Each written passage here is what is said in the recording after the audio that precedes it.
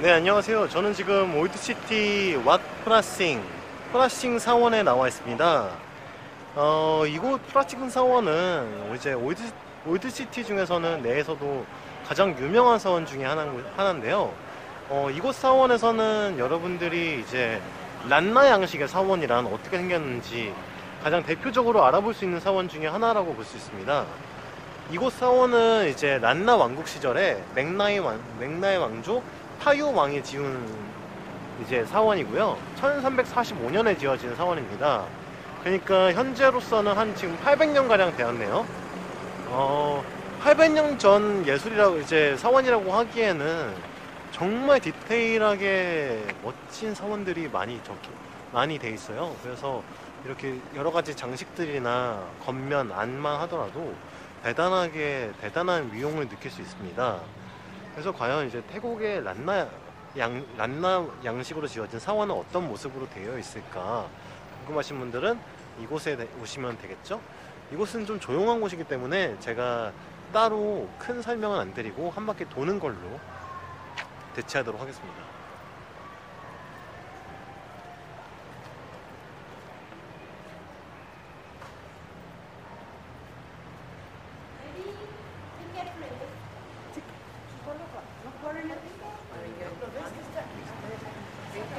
네. 일단 안에는 지금 입장료가 20바시고요. 안에 들어가기 위해서는 지금 20바시 내야 되는데 이후에 저는 사진을 촬영하러 들어가도록 하고요. 이곳에 지금 현재 저희가 방금 들어가려고 했던 곳은 본당입니다. 이쪽으로 가야겠다. 네, 이쪽 본당뿐만 아니라 이곳 란나 양식으로 지어진 사원 같은 경우에는 많은 곳들이 다 제디라는 것을 갖고 있어요. 그래서 저 제디가 무엇이냐 하면 이제 종 모양의 거대한 종탑? 사탑이라고 할 수 있습니다. 그래서 이곳은 실제로 이제 종교적으로 이제 제의를 위해서 만들어진 구조물이고요. 올드시티 내에는 실제로 이런 비슷한 사원들이 정말 많이 있어요. 살아있는 박물관이라고 할 수 있을 정도로 이곳 특히 올드시티는 이제 동서남북 전부 다 사면이 해저로 둘러싸여 있고 이제 성벽으로 둘러싸여 있습니다. 그렇기 때문에 이곳 내는 이제 우리나라로 치면 사대문 안이라고 볼 수 있는데요. 덕분에 많은 유적들을 볼 수 있고요. 독특한 란나 양식의 사원들을 느낄 수 있습니다.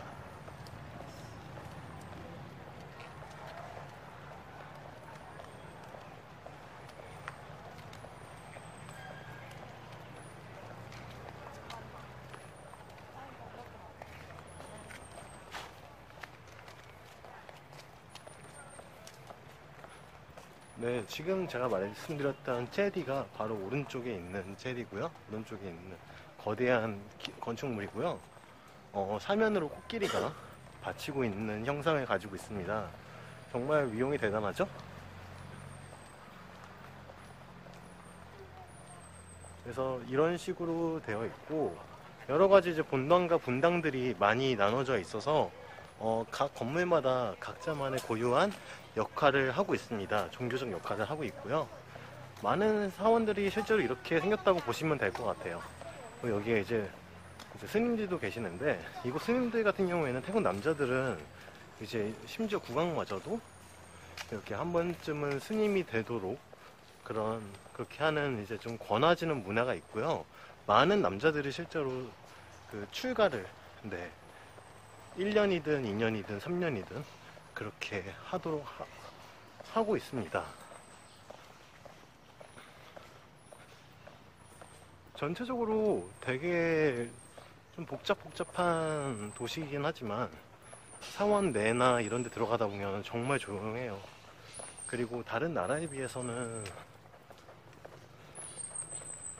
그렇게 막 시끄러운 크락션을 울리면서 막 그렇게 다니는 동네가 아니기 때문에 여러분들도 충분히 정신사납지 않게 우아하게 둘러볼 수 있습니다. 네, 이런 식으로 돼 있고요. 하나의 정원같이 잘 꾸며놨죠, 여러분? 그래서 이 올드시티에 대해서 좀 설명을 드려야 될 것 같아요. 이거 올드시티 같은 경우에는 이제 방콕의 카오산 로드 같은 역할을 한다고 볼 수 있을 텐데, 정확히 카오산 로드 역할을 하는 곳이라고 마땅히 딱 정해질 만한 곳은 없지만, 이제 동쪽 관문인 타페 게이트라고 이제 가장 많이 여러분들이 이제 마주칠 수밖에 없는 그런 커다란 성문 중에 하나인데요. 동문이라고 봐야죠. 그래서 동문의 타페 게이트, 그리고 왼쪽 이제 림마네민으로 나가는 방면에 수안독 게이트, 북쪽에 창푸악 게이트 등 여러 가지 이제 각 게이트마다 이름들이 있습니다. 그래서 그런 게이트를 통해서 해자를 넘어서 다른 지역으로 넘어가는 거고요. 지금 동쪽으로는 나이트 바자와 야시장과 핑강이 있고, 서쪽으로는 림마네민이 있고, 북쪽으로는 뭐 터미널이나 이런 여러 가지 것들이 있고, 남쪽으로는 뭐 호텔이나 여전히 핑강이 남쪽으로도 흐르기 때문에 그런 부분도 있다는 부분을 알아주셨으면 좋겠네요. 이거 올드시티 같은 경우에는 나가보도록 하겠습니다. 올드시티 같은 경우에는 오토바이 단속이 좀 많습니다. 그래서 교통에 대해서 좀 말씀드려야 될 것 같은데, 치앙마이 내에서 이동을 하기 가장 간편한 교통수단은 아무래도 오토바이예요. 개인이 이동하려면 언제든지 원하는 대로 갈 수 있고, 도시 자체가 작기 때문에 10분 내로 거의 대부분의 거리를 커버할 수 있다고 볼 수 있습니다. 특히 올드시티에서 시작했을 때는 오른쪽으로는 나이트 바자, 왼쪽으로는 림마네민, 뭐 주변에 다 있기 때문에 이곳에서 시작한다면은 다 10분 안에 도착할 수 있는 거리고요. 다만 오토바이를 못 타시는 분들도 많이 있으실 거예요. 그리고 실제로 오토바이 타실 수 있다고 하시더라도 이종 소형 면허가 없으면은 경찰한테 잡힙니다. 이곳에 단속이 좀 있고요. 그래서 잡히면은 300바트나 500바트를 내고 임시 면허증을 받아야 됩니다.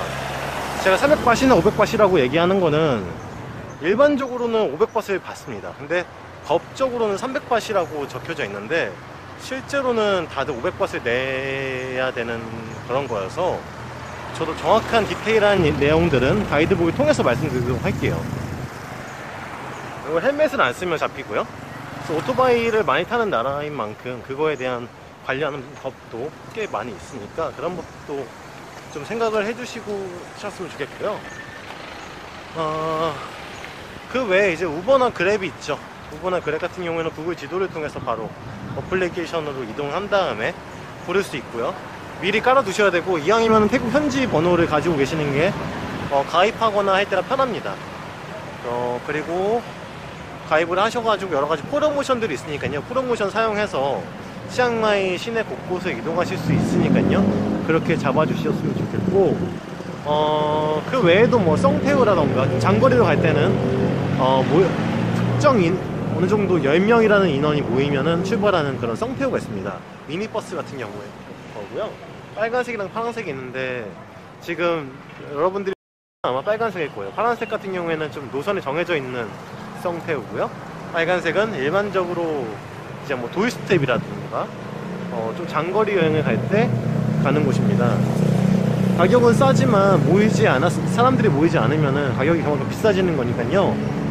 그런 부분은 감안하셔야 되는 거고, 편하게 그냥 가시겠다 하면은 그냥 우버나 그랩 드라이버 하나 불러가지고 쓰시는 게 제일 좋습니다. 인원도 한 3, 4명이면은 충분히 매우 저렴하게 한 3,000원 밑으로 어디든 다 갈 수 있으니까요. 그 점도 알아주셨으면 좋겠네요. 그 정도로 돼 있고, 이제는 핑강과 나이트 바자 쪽으로 가봐야 될 것 같아요. 그래서 핑강 주변에는 어떻게 생겼고, 그 야시장은 어떻게 생겼는지에 대해서 말씀을 드려야 되니까요. 네, 그 부분 한번 알아보러 가도록 하겠습니다. 네, 그러면은 이후에 다시 만나는 걸로 할게요. 안녕.